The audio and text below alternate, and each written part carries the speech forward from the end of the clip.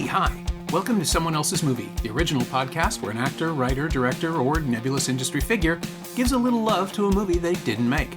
I'm Norm Wilner. I'm a critic, consultant, and programmer based in Toronto, and this is the other thing I do. My guest this week is Jon Blair, an actor, writer, and sketch performer. He's currently a member of the Second City Touring Company, who's also written on CBC's This Hour Has 22 Minutes and Because News, and most recently returned to Ghosts as one of Flower's hippie pals. Jon's one of the featured acts at this year's TO Sketchfest, bringing a comedy show at the end of the world to the Theatre Centre this Friday, March 13th at 8 p.m. It's going to be a good show. You should still be able to find tickets at tosketchfest.com. Jon picked Night of the Living Dead, George A. Romero's horror landmark, about a handful of people who find themselves taking refuge in a Pennsylvania farmhouse when the dead rise from the grave and start attacking the living. It's a familiar enough premise now, but in 1968 it was a revelation. Its black and white handheld approach lending an almost unconscious level of documentary realism to the terrifying events playing out on the screen. 6 decades later, Romero's no-budget picture remains one of the most elegant and unsettling American horror movies. Basically, there's the world before Night of the Living Dead, and there's the world we live in now. It's really that simple. This is Someone Else's Movie. You can remake this movie whenever you want. Because they didn't put a copyright notice on the beginning and it immediately entered the public domain. So anyone can make this movie. But I think I chose this one for 2 reasons. It's one of my favorites. I am such a big fan of like the zombie genre and the kind of, zombie apocalypse sort of thing, even though it's been kind of beaten into the ground at this point. And this is really the sort of like progenitor of that whole genre as we know it today. The other reason that I love this movie so much and it's so fascinating to me is that it was made on an absolute shoestring in a derelict house that they barely paid for, starring the producers of the movie with a bunch of zombies who they gave $1 and a t-shirt to. And they were just like, I don't know, we have to try to make a movie, but we don't have anything or any, ability to go big on it. And the success of it and the cultural resonance of it from what they made with so little is really interesting to me and honestly really inspiring to me too, as I think it is to a lot of people who are, quote unquote content creators or filmmakers or whatever, or people in any branch of art just trying to slap something together on their own and get it out in front of the world. I think it's such a wonderful kind of success story. It's a favorite of mine too, because for all of the reasons you mentioned, every limitation becomes a strength in this film. It's incredible. Even the whole thing about casting Dwayne Jones as the lead, casting a black man in 1968, which is culturally loaded. Romero has always insisted that they picked the best actor. He was the best one who auditioned, and that may well be true. Yeah, but even that in 1968 is a statement in and of itself, right? Exactly. And also watching him against Carl Hardman as Harry, it can't help but have racist undertones. Oh my God, yeah. But the thing that really struck me watching it the last time was it's also because Hardman just isn't as good as an actor. And so he's got this insecurity thing going on that plays into the black-white contrast, all these other things. And it's so fascinating to see a document of its time that captures all of the things that were happening and never really brings them to the fore, because people, like the whole point of all of Romero's films is ultimately that people cannot work together, right? So it's always going to be something. Yeah, and it never goes, see, this means this. It just sort of shows you, and it is really interesting. I do think it's true. Like Romero did, swear up and down, till his dying day that Dwayne Jones was purely cast on merit, and Dwayne Jones is, by a considerable margin, the best performer in the film. But you talk about Carl Hardman. Carl Hardman and Marilyn Eastman were they were business and romantic partners, and they ran Hardman Associates, which is the production company that George Romero and Russell Strainer sort of joined with to make this movie. And they were just two producers of the movie who put themselves in the film. Carl Hardman also did some sound stuff, but I don't think he's from as much of an acting background, or he was just one of the producers of the film who was in the movie. And you can tell he's having fun though. Like, he's got this like clenched fist hunched over. You can tell, like, if he's done much acting, and I can't speak to that. Like, he feels very theatery, and he's like really, he just brings this awful, like, tension and resentment to everything he's doing. And to see him opposite Jones is, it's palpable, like the animosity between the two men. But it's what Romero does, where he never goes, it's because of this and it means this. Like, he shows it rather than tells it, which is fantastic. And of course, the end, it's really hard to, I mean, we can get to that as we get to it, but the end where Ben is killed, just randomly killed by the roving posse, the imagery in the end there is obviously that's a lot of people were like, this felt like a very intentional choice to cast a black man and highlight the sort of senselessness of all of this. But Romero swore up and down that it was just because he gave the best audition. And I mean, you do see it on the screen. He's definitely got a lot more presence and I mean, he's got to carry a lot of the movie by himself. 25 minutes of the movie is just him looking for boards and nails and nailing a house together on his own. Yeah, which is incredible in its own way, because somehow it's riveting. It's a process movie that people saw it at drive-in. And, it was the bottom half of a drive-in double bill. No one expected anything of this film. And it is just so genuinely revolutionary in the way it tells its story, in the way it uses characterization, in the simplicity of it all. And I think if you have, more polished filmmakers, you don't get this movie. There is something really powerful about the handheld black and white cinematography that just yanks you into the story.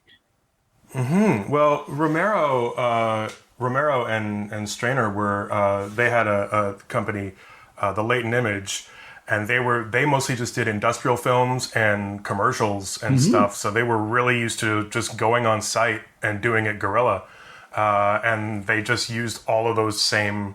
And eventually, they were like, "Let's make a feature," and they just used all those same tactics and all that same sensibility, and it really shows, like, and when you watch it through that lens, you're like, this is what we have and here's what we're going to do with it. And I think they lucked into that house because it was like abandoned or something.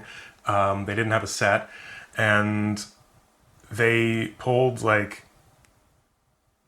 just pulled everyone. Like, I think the woman who plays Judy was Carl Hartman's receptionist, and I think Judith O'Day, who plays Barbara, was I think Romero had shot some commercials with her before. Yeah, they brought her back from Hollywood to do it. Yeah, just brought her back, was like, hey, can you, so they were really just grabbing anyone they could find and everything they could find, and you can see it here and there. But the thing that I think is you talk about how it's so interesting to watch Ben shoring up the house and fortifying it, is that now there have been 7 million zombie movies and 7 million zombie shows and everything like that. Everyone now understands the shorthand of, there would be if this movie was made today, there would be a very quick montage of boarding up a house and finding a radio and figuring out what's going on. And it would be done in 45 seconds. But because this had never really been made, it becomes this very like, okay, you're alone, you don't know where you are, you don't know where to go. There is at least a couple of people outside who want to kill you. What are you going to do? And that was, back then, that was like an actual we don't have the zombie apocalypse in our brains so much that you go, okay, here's what you do, you get a bunch of boards, you do this, you do that. And it was like, it was such a new and scary kind of situation. So to watch him sort of figure out his way through it, and that's a great kind of back half of the first act where he's trying to get Barbara to help him and she won't. And he has this great kind of turn where he goes from like, you've got to get it together, you need to help me, we need to do this. And then when he realizes that she's not going to help him and she's just sitting there, he realizes he has someone to talk to about what he experienced, which is great because it's like now it's for most of the movie, he's just I'm all business and I'm going to get things done. And it's the one sort of moment where he gets to sit down when he's taking apart that table and he's like, I had a horrifying experience. And I can tell you did too, and I don't know if you can hear me, but I just want to tell one person about it. And then, of course, the Coopers show up, and he's got to be all business again. But I think it's a really... I watched this yesterday to just refresh myself on it, and I had to pause and be like, how long have we just been watching him board up a house? And it was about 20 minutes. Like, it's a non-significant chunk of the film. But it's just so fascinating to watch it happen. And there is a bit, I really think, my thing about the zombie genre is that so much of it is it's like a self-insert for audiences, or what it has kind of become. Oh yeah. Is like, yeah, you're like, what would I do in this situation? What would I do with what I have on hand? What would I be good at? So it's really fascinating to watch a guy just be like, I don't know where anyone keeps anything in this house. I don't know what I'm going to do. I'm just looking for shit. And it's you're rooting for him. When he finds all those boards, you're like, yeah, there they are. Great. Yeah.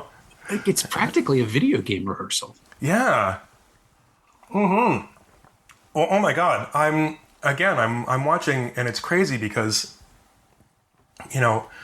once again, you can watch this movie anytime you want on YouTube because it's been public domain forever. I was watching it on YouTube, and right in the middle, because I'm watching it on YouTube, it pauses, and an ad for some crappy iPhone game comes up, right? And there's a horde of zombies chasing an anime girl in a swimsuit, and she's running and she's like, I've got to, board up this house, and then I've got to plant tomatoes, and here comes a big zombie. I've got to make enough tomatoes to buy a machine gun or whatever. And it's like, the only reason I'm seeing this ad, that to this day they're making crappy iPhone games about this, is because of this crummy little shoestring movie they made 60 years ago. And like, to see how it's resonated outwards of like just the fundamentals of not just this is a zombie, this is what a zombie is, but this is what it means for you. This is how you have to respond to this situation. Here's how you have to try to defend yourself. Like, the conventions of what are happening in that scene are, that's become the blueprint for any sort of apocalyptic survival kind of thing. It's fascinating to look back, because, this film is as old as I am, so it's 58 years old this year, and see that it is still, like, not only is it influential and like the text for the modern zombie, it's the, they were working from a million different pieces of inspiration. The word zombie is never used. They called them ghouls. The idea that the Haitian zombie had been the template, the sort of extremely racialized monster, which is really just a confused person wandering around. And then it levels up, and the structure of it is so seductive that we really are confronted over and over again. Like, the thing that I cannot wrap my head around is how shocking it must have been to see the movie Cold in 1968 and know that they eat the living. Because it is like, when it happens, it's a twist upon a twist upon a twist, because the teenage couple is the couple that's supposed to survive, right? Judy and Tom are supposed to be the ones who get away, and they don't. they die horribly, and that's the big shocking twist of the film. And then, no, it's not. This is what happens to people when the zombies actually catch up to you, because we know they've scratched and bitten. We understand the basics. But the revelation that they eat their victims, that they are this new kind of monster. They look like us. They look like our own loved ones, and all they want to do is devour us, preferably warm, is just the most horrific. I cannot think of another horror film that plays something like that, that has that card waiting and doesn't drop it in the first 10 minutes. They're so good at structure. Romero and Russo just leave it there for a full hour as the narrative develops around the characters. The radio broadcasts don't know these things. Nobody understands what's happening. And when you finally get that second revelation that, nobody is safe, and B, it gets worse, it's so stunning. And I mean, Judy and Tom also, the first ever case of the best way to die in a zombie movie is to get blown up. Oh yeah, it's immediate, it's fast, it's decisive. It's about the best thing you can hope for. But yeah, that sequence is just wretched, and like you hear it sort of said over the radio, but even the people on the radio can't really believe it. They're like, well, I mean, apparently this is true. Apparently this is what's happening. But then when you see it yourself and you see them like taking and this is a bit of a diversion, but of course, now these days there are hard and fast rules as to how a zombie acts and what it does. And this one doesn't quite follow that because they're making it up as they go. Like they're using rocks, they're using tools. Karen uses the trowel. The one guy uses the rock. But the way that they all sort of file into the truck and take a piece of Judy and Tom and then walk away and go find their own little spot on the lawn to eat them is like, it's not something you would see in a zombie movie these days. They would just descend on them in a horde and devour them, but it's creepy almost in how polite and organized it is. Yeah. Like it's so wretched to watch, and it changes the stakes in such a terrible way. And it is true. Like when you meet Tom and Judy, and poor Tom, he's the nicest guy in the movie, and the most, like, I think, reasonable. And he just wants to make everything better for everybody. Yeah, and he's like, let's listen to each other, let's figure it out. What can I do to help? And he's like, oh, that guy's done for. Like, as like also like Johnny in the beginning, it's like, you're too funny, you're dying right away. And that's it. Like, but it's, I mean, that's the remarkable thing about this one is nobody makes it out. Everyone who you think might have a chance, none of them make it. There's no, final girl. And even Ben, who does everything right, just gets taken out by pure, dumb, bad luck right at the very end, which is terrible. And that last shot of him being put on the bonfire right next to the first zombie, the man in the cemetery, is such an awful, like, this was all for nothing kind of gut punch. And it's, I can't think of, like, I think of something like maybe Drag Me to Hell is one of the only other examples I can think of like, off the top of my head, I'm sure there's a bunch of a horror movie where it's like, well, we did everything right, and now because of some, like, stupid little bad coincidence, none of it matters, and we're all dead anyway. Like, it's so grim, and it really, like, it plays with your hope, I think, in a really good, like, when Barbara finally gets off the couch to save Helen and dies, and then Helen dies in another minute and a half anyway. And it's just like, oh, like, you have these hope moments, and then it continually pulls the rug out from under you, and in a really effective way, but a painful way for sure. Well, yeah, it's the sense that we are witnessing something apocal, like with EPOCH, I mean, but it is an apocalypse. It is the beginning of the end. And for everything that happens. There are people who kind of figure it out, and there are people who don't, and there are people who just yell and scream. None of it matters. And then the sense that the end of the film with the montage of still photographs of the posse who are Southern coded, which is really Oh weird, yeah. but Yeah, yeah, also yeah. very powerful in contrast to Ben. Um, you get the scene, you get the sense that, yeah, it's coming for all of them, and the attempt at being hopeful at the end. I never bought it. I never believed it. Mm. It's just a way to let people leave the theater without, jamming their heads into the wall. It's this false bravado of the posse running around going, yeah, we know what we're doing. We'll take care of it. Hmm. And then of course, 10 years later, Dawn of the Dead comes along. It's like, nope, completely Yeah. blew it. The main characters of Dawn are two cops being like, okay, we tried. Let's go. Yeah, Let's get out of here. it's over. Yeah.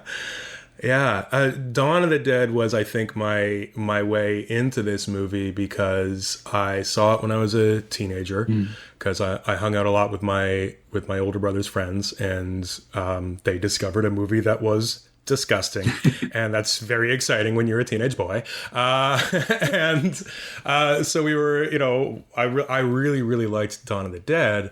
And then I bought the DVD randomly of this, like, at some point, maybe I was just in the beginning of college or something. I just found like a $5 DVD of this movie, which I'd seen little bits of. I had seen it like parodied and the old MTV Liquid Television of like the stick figure theater over the audio of this. And so when I actually watched it, I was like, oh, like this is so bare bones, but it's so much more like it is the blueprint. It is the urtext for sure, because like Romero got to really expand on the idea with the mall of like, oh, we're safe, now what?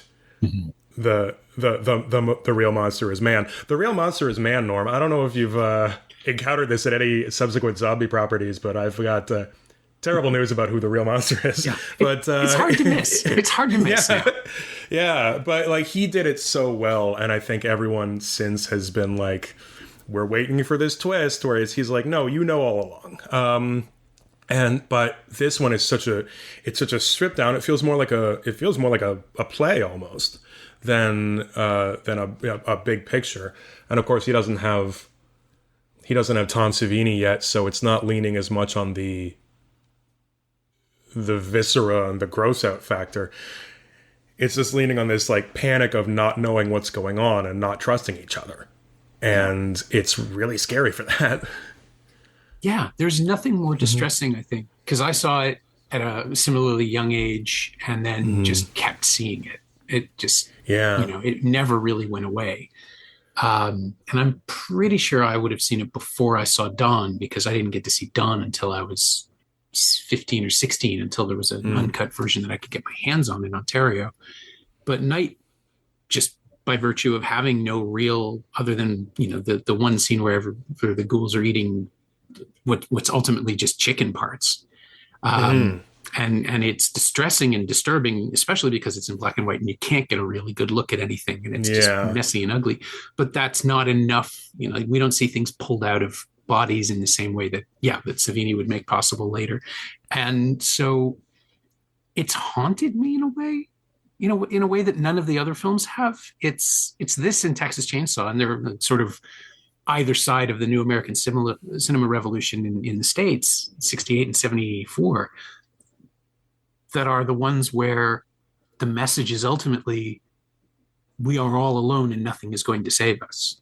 Like we have to do it ourselves, and even then it might not be enough. Yeah. And the loneliness of it, and the cynicism, and it's sheer nihilism in a way that horror hadn't been doing, right? Like you've got Roger Corman's B-movie programmers and giant monsters of radiation from all the major studios. Like this is the pivot from movies like the Edgar Allan Poe adaptations and what people thought was supposed to be stately campy horror, into something that is just ground level terror. Yeah, and it's the idea of just like you're alone is the some of the scariest parts of the movie to think about are obviously Barbara's entire her escape and her kind of searching the house. And then, the story of Ben, who was the only person who wasn't with someone, or at least doesn't tell us that he was with someone when this happened, and has just been making it up as he goes and starts alone and ends alone, it's very like, what am I trying to say? Even within the family unit, and even within like because with the Coopers, like they're obviously kind of an estranged family, not estranged, but they don't get along. Is that sort of like, even within your own family unit, at the end of the day, you're alone, because they'll turn on you, and not in this. I don't think this is saying that all of your family members will turn on you, but literally with a trowel. But it's very like, oh yeah, there's nothing to fall back to. There's no point of retreat. And, as literally or as figuratively as you want to take it, the one point of retreat is a tomb. It's the cellar. It's you're done for if you go down there. It's so, I think the smallness of it is what makes it so scary, as opposed to things like Dawn and then Day and things like that, where they're gigantic, and like the remake of Dawn or whatever and all that, like they're all huge because now we can show the scale, so we want to, but when you couldn't, and it was just left in the old noodle, incredibly spooky stuff. And again, yeah, you're 100% right. For people who aren't used to experiencing that, and for people who haven't had it troped to death yet, that must have been such a trip.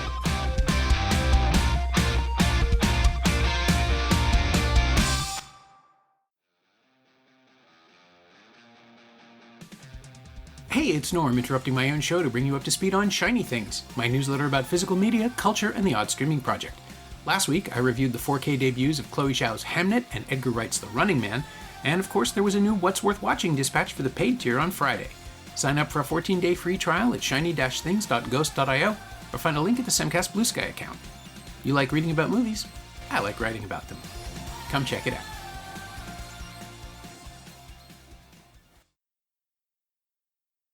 The thing I think about too is the way that compassion is present in all of Romero's films. There's always someone who's, with somebody as they die from a bite, which I find really, like, it's the thing you cannot do. It's the thing that everybody knows that this is a death sentence, and it isn't until I think the Snyder movie that James Gunn figured out that no, somebody would be like, we see the honorable version where you're with them as they die, but you also have a very large gun and a third party.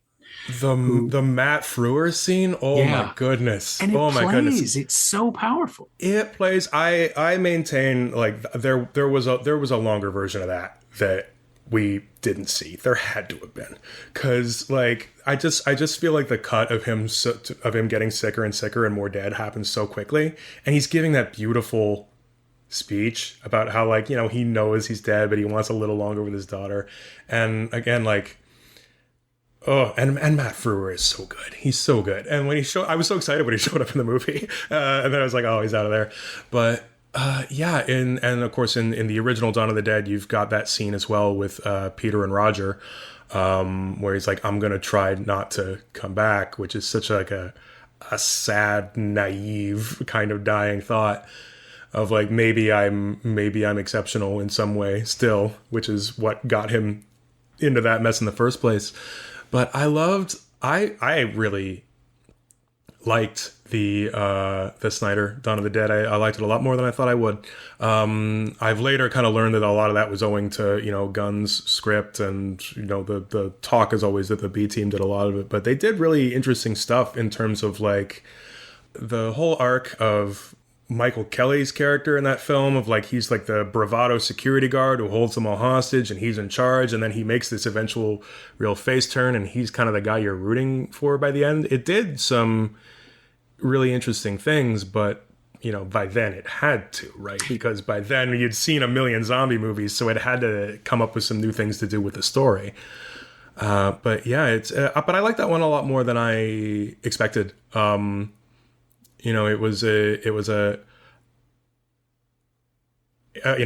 there was, and I remember the big debate at the time, because this was a few years after 28 Days Later, right? And so it's like, well, zombies can't be fast. Like, well, they were in that one and stuff like that.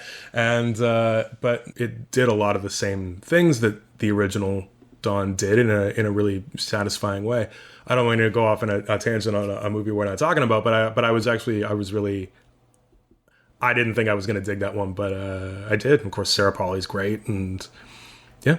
Yeah, no, I went in skeptical, and I love it. I think weirdly enough, I think you need someone like Snyder to direct Gunn's script in this case, because you need someone who is willing to push through all the emotional stuff that he's layering in and just really not pay attention to it and let it float, because the actors can handle it. I mean, I do think like there is a moment in the Snyder Dawn where Jake Weber just kind of brings the whole room down, right? Like, what did you miss being a dad? And it's just so perfect and emotional and moving. And it's mirrored with the shot of the empty strollers in the playground at the very beginning. And you just get a sense of the impact in the same way that Romero's Night did. Just stuff is happening. We will not see all of it. There is no time because ultimately it's incomprehensible. And if you stop and think about any of this stuff, you will fall apart. We've got, and I mean, that's what happens, right? They're all just staying there with nothing to do but stew, and it starts to kill them. So they have to run just because they have to, because they're just waiting to die, as Ving Rhames says. Jumping off of a lot of the ideas from the original Night, like, I feel like Michael Kelly's character, the security guard, had this sort of like, he was the movie's Harry Cooper. And what this did was like, what if this guy actually got on board? What if he could be reasoned with? And so it took a lot of things in a lot of interesting new directions. But the thing, of course, that we were talking about, of having that emotional, like, I'm going to, stay with you to the end, the compassion. There was a lot of, and I mean, Day, of course, I guess, deals with this as well, about, having the one zombie that the doctor sort of forms a bond with, Bub. And he has a really good sense of that. And there's a great moment in Night, in this movie, where Ben is running around looking for supplies, and he finds the gun, but he also finds a pair of shoes. And he realizes that Barbara ran here barefoot. And it's the one moment where he's like, oh, like, I'm frustrated, and I'm frustrated with this woman, but she's been through something horrendous too, and I need to show her a little empathy, which is great. And then of course he kind of opens up a little bit, but yeah, no, Romero finds these really kind of small human moments, and they do get buried, I think it's true, in a lot of the, like, oh, it's the apocalypse, and we gotta fight, and we gotta shoot, and we gotta blow things up, and yeah, in the Snyder Dawn, I think you're absolutely right. This stuff is better suited to just live in the background and make you think about it and make you wonder what you don't get to know about these characters. It's a little miracle given how much was stacked against it at the time. And someday someone will pick that film and bring it onto the podcast, and I can get into it more deeply. But it is one of those things where you really do believe going into that movie that the genre is dead, that things are played out. And the kids today who are 20 now and grew up in a world shaped by The Walking Dead for 10 years and that entire universe, the zombies were gone for a really long time. There was a point in time where it was really hard for Romero to make zombie movies, which I find fascinating, because this film is a lifetime pass, obviously. Then Yeah. and even before he could make Dawn, he had to make The Crazies, which is his rage zombie movie in a weird way. Mm-hmm. But he is just out there in the same way. This is a leap, but in the same way that George Lucas creates a religion with Star Wars. Like the only legitimate global movement, I think, is Star Wars fandom from 1977. And what happened after that? Romero opens a door into a whole new world of body horror and infection horror. And just, there had been virus thrillers before. There had been movies about dying and not dying and vampire films, all of these things. But he synthesizes stuff in a way that it had never been mashed together before and creates this thing that is so, as you said, like it's an amorphous metaphor. You can do anything with it. Mm-hmm. And then for the next 10 years, as it takes root, as its public domain status lets it seep onto television and into theaters, and it's everywhere, and it's spreading like its own virus. He's struggling to follow it up and wants to make, like, he makes comedies, and he's making There's Always Vanilla and Jack's Wife, which are more peripherally now marketed as kind of George Romero movies, in the same way that Sam Raimi should always have been making comedies but never really did. Mm-hmm. Have you ever seen Romero or met him in because he was here for the last? I saw him talk at Lightbox. Yeah. Oh, yeah. I haven't met him, but I saw him talk. Yeah. Was that the one with Colin Geddes? Because that's on the Criterion disc and it's delightful. Yes. Oh man, that must have been great. Mm-hmm. I interviewed him once when Survival came out, and the sense that this guy really wanted to be Groucho Marx. He had the timing of a vaudevillian, mm-hmm. and he loved silliness, and that he's known for making these nihilistic, relentless horrors that are like not just movies but nightmares that we get to share. It's one of those weird things, like Cronenberg just being chatty and casual after getting it all out. Yeah, he leaves it in the film and gets to be a person. Oh, absolutely, and I do 100% agree. George Romero, and this is borne out the more Living Dead films he makes. He's a silly Billy. He wants to have a silly little time, and you start to get the bits of that in Dawn with when Savini's gang shows up and they've got their weird little personalities, and the guy gets killed because he's goofing around with a blood pressure machine, mm-hmm. and then by the time you do Day, everything is so weird, and by the time you get to Land of the Dead, he's created just this absolute goofball world. And, the part where it's they're like, you got to go with these bunch of zombie hunters because they're going to watch your back. And he's like, I'm the Spanish bullfighter guy. And I'm from Detroit and my name's Motown and stuff like that. And it's just you just want to be a little goofball and just goof around in this world you've created. And he does it's really weird to, watch some of his later outings, his last few outings, and then go back to this and see how, sober it is by comparison. But yeah, I think he really came to enjoy this sort of sandbox that he made for himself and really spent a lot of his later years just sort of seeing what he could do with it.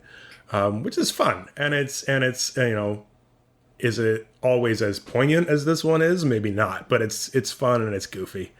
And I think you talk about people growing up on The Walking Dead. Robert Kirkman, who wrote The Walking Dead, who wrote the comic book and was doing it for years and years and years. He said I got about 50 issues in and I never wanted to talk about zombies again. I never wanted to, do another thing about someone getting ripped apart by zombies. I got bored with it. I did everything you can do. So he just wanted to talk about this other stuff, talk about the society, build these little worlds with these groups of people, because he's like, I've wrung out everything that's interesting to me about that. And I think that's a lot of what, later Romero kind of did, was okay, I'll still do the gross out stuff, But what else do I want to say? What else do I, then he builds this sort of upstairs, downstairs classist society in land with the tower and stuff like that. And he's sort of like, okay, what are some other stories I can tell in this world that aren't strictly about there are zombies outside, Right. Well, the found footage of Diary. Thank you. I always want to say Yes. survival, but survival was the one that came next. Yeah. And the sense too with in survival where they had these big elaborate zombie kills because the effects guys getting to work with Romero, they want to show him what they can do, right? Oh, they God, want to, of course. This is the thing I've been Yeah. dreaming of for all my life, but they don't necessarily suit the story anymore. It was really weird watching survival with an audience and seeing them get all excited for the kills and then get bored and kind of fidgety during the stuff that Romero cared about, which is how does a society create a new way forward. And now, what was that, 15 years ago? Now you've got the 28 years later films that are actually picking up on those themes and really running with them. Yeah, I think the 28 years and obviously now like Bone Temple are like, they were real kind of departures from this is about running from zombies. Whereas they were like, what else? They're just like, what other stories can we tell in this world? And I think Bone Temple so much is about it. It does kind of call back to that Day of the Dead. Is there humanity in there? Can we find it? But also this really kind of great, very grim, extraordinarily grim, but really interesting story about, the Jimmies and a society brought up by like one guy who's basing his life around a few traumatic things he remembers from his childhood, because by now people have lived their entire lives in this and they don't know any other way. But it has gotten away from monsters are running towards us, because the first two did that and they did that really well. And even like, by the end of the first film, guess who the real monster is? Guess who it is? but and of course, but it's not even really like, oh, he's gone to a place of evil people. It's like he's gone to a place where people are desperate, and Christopher Eccleston did not know what to do, and now the worst of everyone is coming out.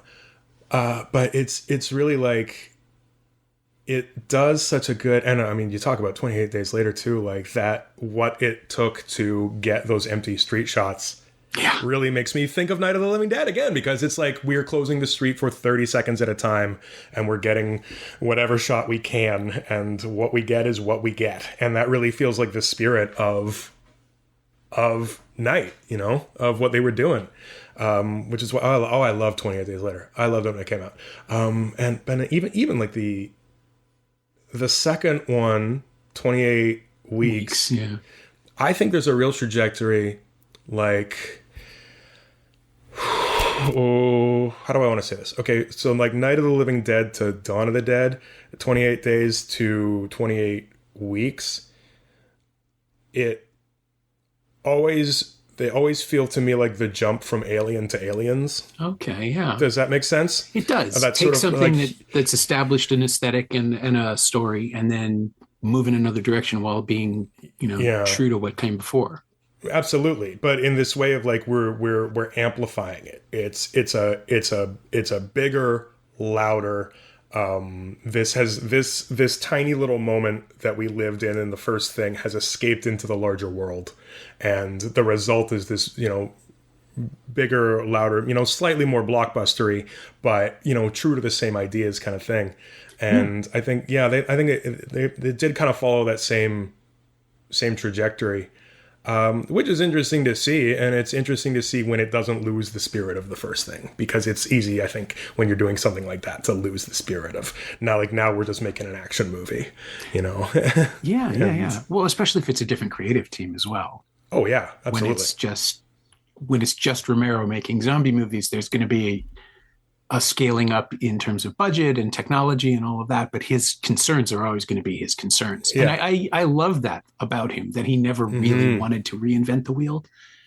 that he just wanted to keep exploring it to reset. George Miller said once that his theory on the Mad Max timeline is the apocalypse is always next Wednesday, and his movies are always 40 years from that point. So it doesn't matter that the technology is different or that the people are driving different cars or things like that. The wreckage is always going to be wreckage. And with Romero, when he released Diary of the Dead, and somebody asked him, like, why is it starting over? And he said, it's not starting over, it's starting. It's just starting. Movies are always starting. They're always in the now. And Day of the Dead and Land of the Dead are the exceptions, because they leap into not a future exactly, but a world where the timeline is established by when the last movie came out. And then whatever survival is its own completely different thing. I mean, I'm assuming that's probably a sequel to the original Night, where once again, like, the decades have gone by.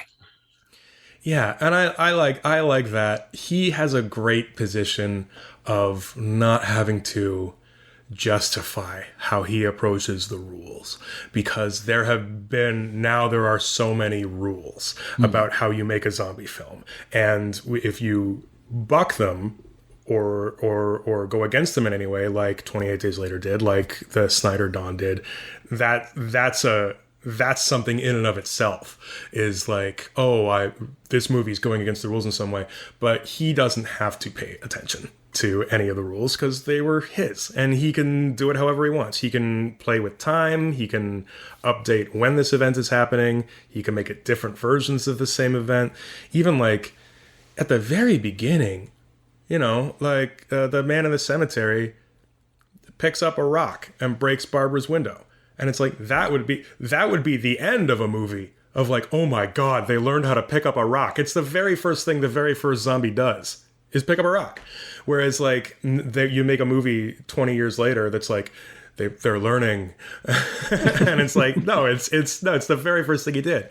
And that guy, oh my goodness, Bill Hinzman.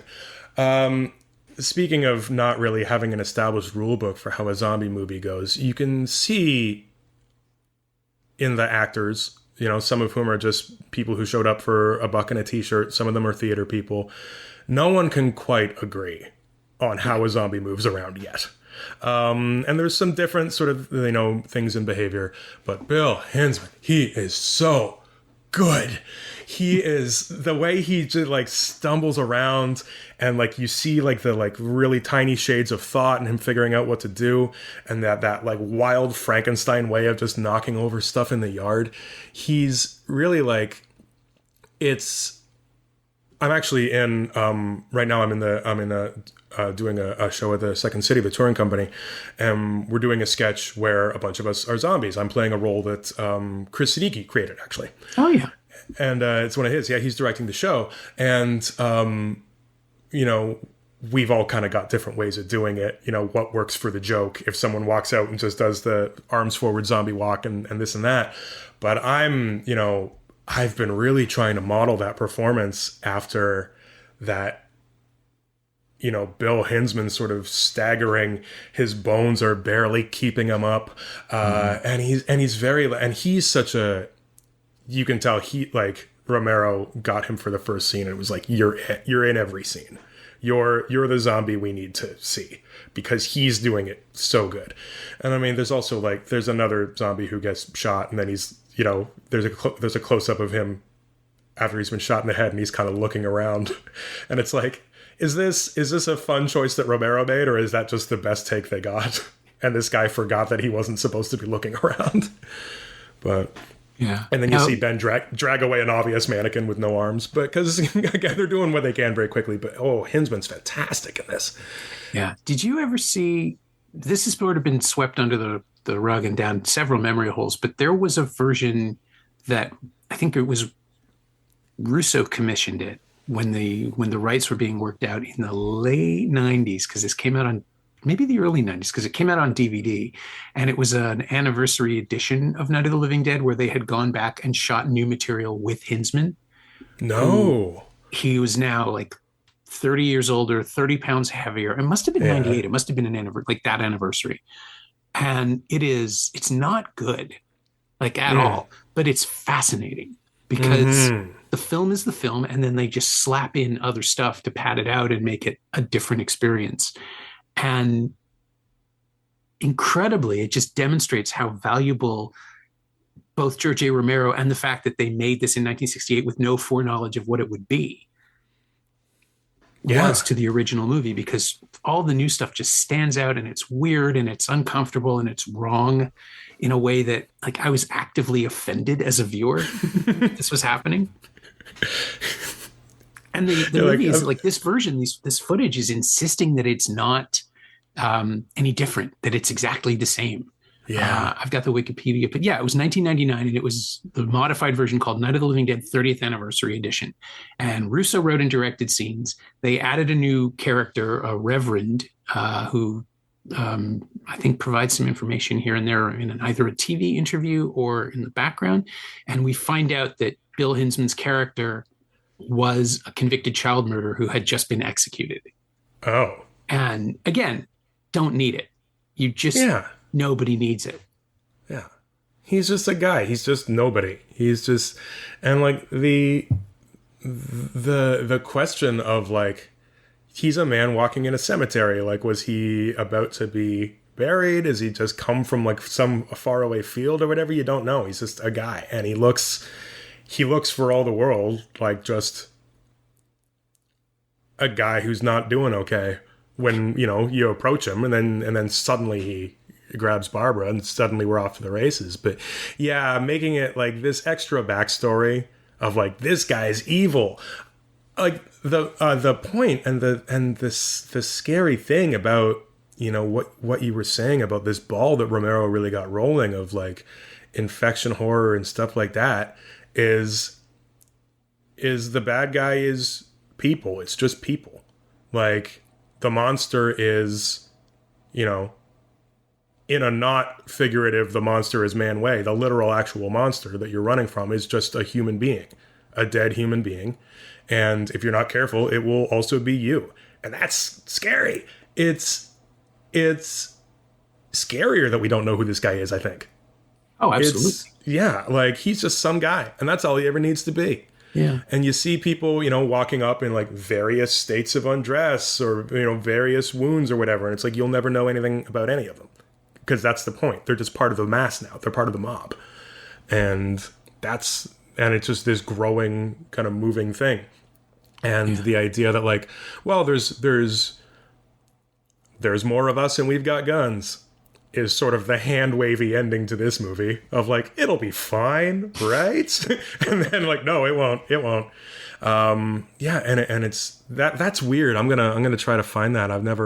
That feels like I feel like I would feel exactly how you felt watching that. A little bit of how dare you, you know? Yeah, it's just every addition or alteration to the original text is wrong somehow. And it's not that I am an originalist, because I enjoyed Savini's remake because, you know, they acknowledged that you can't go back home, and they came up with something new. That was fun. A little more action-based, a little more violent. It's just Tom Savini showing off what he can do with effects and what he wanted to do all along, but that maybe Romero didn't even want to do. Like, all that stuff is fine, and it's, I guess, because Savini is part of the family, it's okay. But then there was a colorized version of Night of the Living Dead, the original, where the zombies are green. And so when you see Hinsman, it's just like, why are they going anywhere near him? He's green. That's like just a mistake. It's wrong. Yeah. It's the whole point is that over and over again, people are confronted with their own vulnerability and their own empathy. I mean, even the reason Barbara gets pulled through that door is because, oh my God, Johnny shows up, and she wants him to be. She knows everything that she's experienced, catatonic or otherwise. She knows what's going on, but she still wants it to be him in that split second, and that's when he can grab her. It's the normalcy of it that is so unsettling. Yeah, and then when you see Dawn and it's in color and everyone is blue or green or whatever, that's the one thing that always felt a little. I mean, there's a bit of a. Everything that happens in Dawn is a little bit, you know, nausea-inducing anyway, just by virtue of it's Savini's big day out, but. It's that, but yeah, like the painted skin of like instantly, like when Roger dies and he comes back and he's blue, and it's just like, okay, that's a little, that's an aesthetic choice that I don't really necessarily agree with, because it others them in a way that you're already doing, and it doesn't need to be that like big bright. He changed color and now he's a zombie. Yeah, Like the fact is that it's us, and they do give Johnny that little bit of like, he doesn't have his glasses and he's gaunt and he's got the dark rings under his eyes, which is a horrible way to see him, but it's still unmistakably him. Yeah. I think you can be gray and move fast, or you can be normal colored and move slow. You can't, like, either way. If you mix the two the other way, you're just telling people there's a way to see them and avoid them from a distance, which is just not what happens. That guy's green. Yeah. Yeah. We have to let our guard down for a second. And they're, because they're like, when the conflicting reports are coming in on the news, they're like, oh, they're monsters. Oh, they're just people. And when the shift comes of the news referring to them as murderers and assassins, which it does at first, just talking about them like criminals. Oh, that's right. And then into like, we're getting a description of the assassins and the murderers and things like that. And then, by early evening, they're starting to be called creatures, because what they've seen and the reports they're starting to get are like, this has gone beyond humanity. But at first, that's the feeling, is like, oh, these are just people killing people. There's a thing in that I think I was struck by this, and I think this probably says terrible things about the world today. But I was watching this movie, and I was watching all the parts of like the news reports, and I was like, look how transparent the news is. Like, is that weird? That I was like, wow, they're really just telling everyone everything they're finding out right away. Oh, you mean just relating information without any Yeah. Without hedging. It's sort of like, because like people need to know this stuff, and like we're talking to, like, we're just showing people what people in the White House are saying and things like that right away. And it's like, I don't know if there's a, is that naivete? Is that just a Romero not feeling a need to make a commentary about this? But it's just like, oh, look. Or maybe it's just like, we're so used to, like, now, like, I feel like if you watch this movie now, which I did, I'd be like, I'm waiting for, the opaqueness or the spin from the media, and it's just very much out front. They're like, we're getting everything as soon as we can, and we're telling you as soon as we can. Well, and the newscasters get to look exhausted too, which is really distressing. Oh yeah, right. Because at a time where they're all still wearing suits and ties, and they're looking like they're all trying to be Cronkite and be serious and self-important, and watching that fall apart to what we get at the beginning of Dawn, where the scientist is the only one speaking clearly, because at Richard that point, France is so dummies, and he's just screaming at everyone, and and you just see it fall completely apart. It's fantastic. But when you just see it in the first movie, it's just, the first movie is just still everyone trying their best. They're like, okay, we'll tell you as soon as we know anything, and it's nuts, and that's really like the Crazies. He was also in the Crazies, right, Richard France? He's the guy leading the charge, if I remember. Yeah, he gets kind of carried away by that mob at the end. Yeah, he's terrific. And again, that little like Romero, man, they're like, let's give him a little eye patch for no reason in this movie. Let's do something a little fun. But it's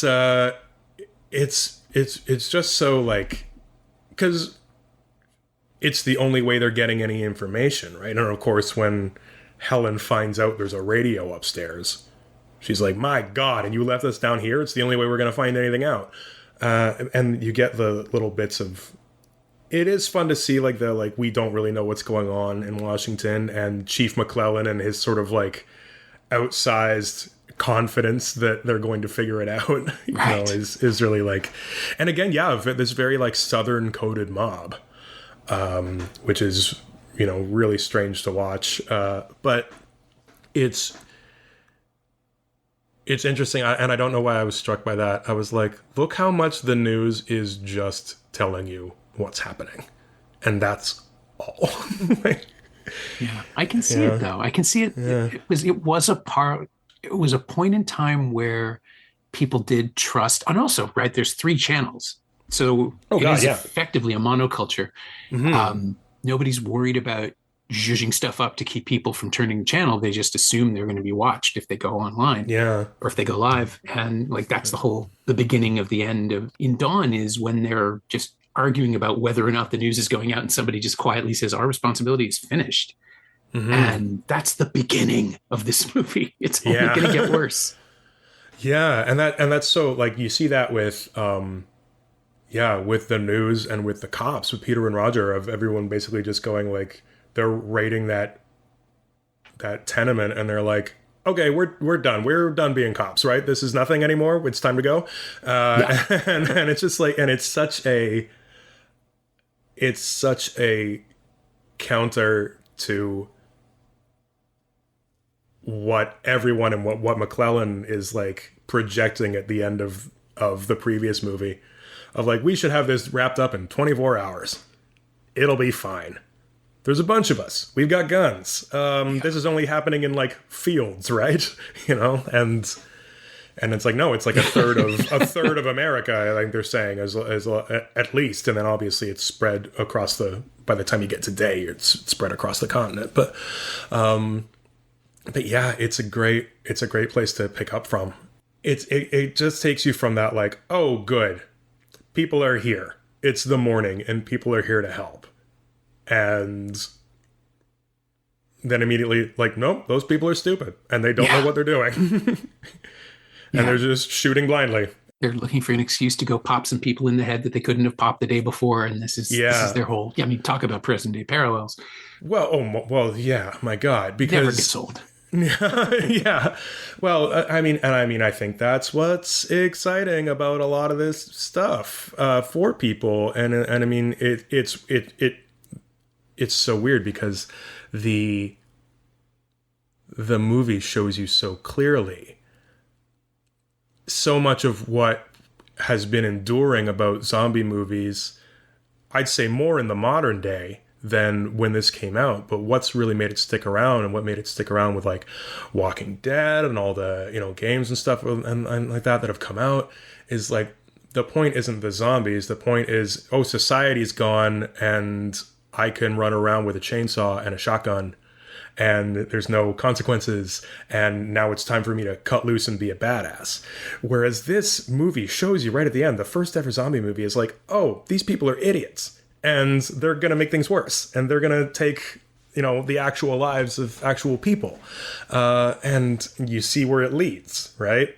And I mean, yeah, absolutely. You talk about, you know, the modern day kind of parallels of it, and this sort of like, what could you do if you had no rules, and what could you do if you had, you know, immunity and you were the good guy, right? And I think that's what, you know, that's what's made this sort of such an enduring kind of genre, is it's not that the monsters are scary, but the thing that captures people's imaginations of who would you be in this world. And for people who are like, well, I'd be a guy going through fields, shooting the first person I saw at every opportunity, you know, you see them at the beginning of this, at the end of this movie, and they're bad, you know, like it's incredible that people still debate over these things. Yeah. The movie is telling you what it feels and where it stands from the jump. Mm-hmm.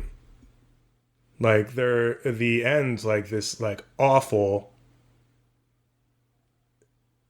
It's so awful they don't even film it. You just see it in stills, grainy stills of Ben being dragged outside on meat hooks and thrown into a fire. Is like, and then when you get the again full motion film of the bonfire at the very end, it's this very startling thing, and the end of that, like what that is basically saying is like, well, none of this mattered, and we're not going to save this. You know, we're not going to save this by doing this. Yeah. Like I said, just imagine the house lights coming up in 1968. Oh my God. Yeah. And like, well, kids, bye. Yeah. And have a good night. You know, you're on your own. Yeah. That must have been such a weird feeling because it's really like, yeah, there's not even, it doesn't even, like, I mean, Don has at least the decency to let two people escape in a helicopter and heavily imply that they won't survive. Yeah. But we don't have to see it firsthand, you know? Like, Yeah. Well, and it lets us go out on a polka, right? Like it's the thing that Raimi learned for The Evil Dead. Like you can do the most devastating, horrific shit as long as you send people out with a fun song. yeah. Yeah, just like there, go enjoy. Like, yeah, but this is all, it's library music. It doesn't have a score. It just has tones and distressing sound that they found off some LPs and decided to put together, which is again brilliant because it feels somehow more real for having no creativity in the music, if that makes any sense. Right? It just sort of lives as atmosphere. It's not like, it's not making those big kind of, it's not Goblin in the second movie making these, big kind of set piece scores or this sort of like, parody mall music. It just sort of lives in the background. It's like little electronic organ tones and like occasional little stings, bum, bum, bum, and that's about it. It's not like there's this lack of intention to it, which makes it feel remote and creepy. Yeah, I think. Yeah. God, I love it. It's so good. There is a reason it endures, and it's not just because it's groundbreaking and revelatory. It's also just a damn good movie. It's just a great example of what you can do. And again, in contrast to what else was being done at the time. Yes, and the studios are making Rosemary's Baby, but for the most part, horror wasn't this sophisticated or emotional or involving. We were still getting, just people in costumes in castles. And it also, in Europe, you've got the Jess Franco stuff starting and all the sleazy sexualized stuff. There's no room for sex in Romero's Living Dead movies, which I find also really compelling. Nobody has time. Even like the Dawn of the Dead remake, there's the sublimated attraction between two incredibly traumatized people. Yeah. But that's it, right? When the world is ending, although I guess, now that I think about it, Flyboy and Flygirl in Dawn kind of ruins that. Although I assume she was pregnant before they got there, before it all happened. Yeah, and that's a like that even it. I don't think it ruins it at all because there's already this very like, well, now what? What was the point of that? Why did we like their relationship sort of eroding very quickly once they're at the mall? Is I think hangs a hat on that perfectly. Is like this.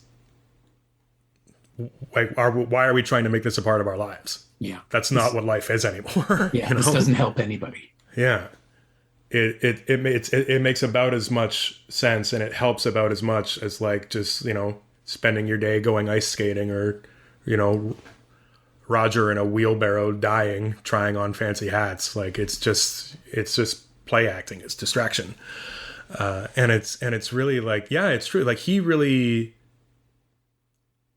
It's been something where he in his worlds it's not really a thing unless it's something like the Crazies where it's very grotesque. It's not like it's not really an underpinning part of his films at all. But it's very like I'm trying to think of where such a thing would even live in night. There's absolutely no room for it. There's no There's not a like a spare amount of oxygen for that to happen.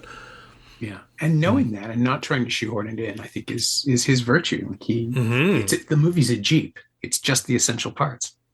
Yeah, and that really allows it to. I want to say that allows it to move, which it does, but it also allows it to really slow down and revel in those essential parts. Like how much of it is just like people listening to the news or people hammering a board into a wall or, people trying to get someone to, wake up and talk to them.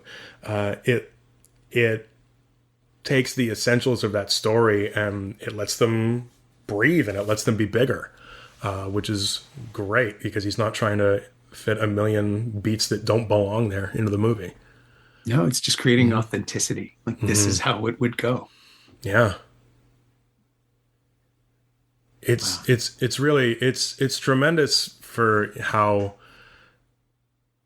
like, you see the effort. There's nothing in this that feels low effort. There's occasionally you can be like, oh, okay, that dead guy moved his eyes, or that was clearly a mannequin or something. But there's nothing in this that feels low effort at all. And what they accomplish, and I do think that the accidental public domain of this, as you absolutely said, and I think you're right 100%, really allowed it to permeate into the culture a lot more than if it hadn't been something you could put on TV for free whenever you wanted.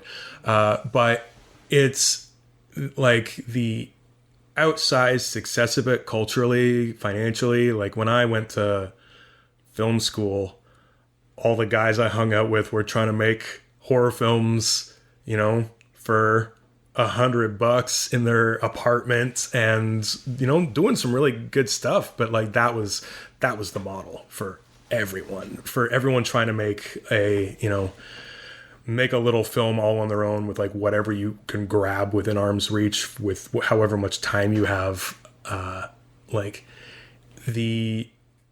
It's remarkable because the story and the idea, just told with a little bit of confidence, takes it so far. And I think it's the confidence of this movie which takes the really sort of meager means that they have to make it and makes it something so much larger than by all rights it should be.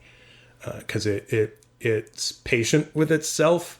It believes in what it's doing. It doesn't go for anything cheap. It doesn't really do, jump scare stuff.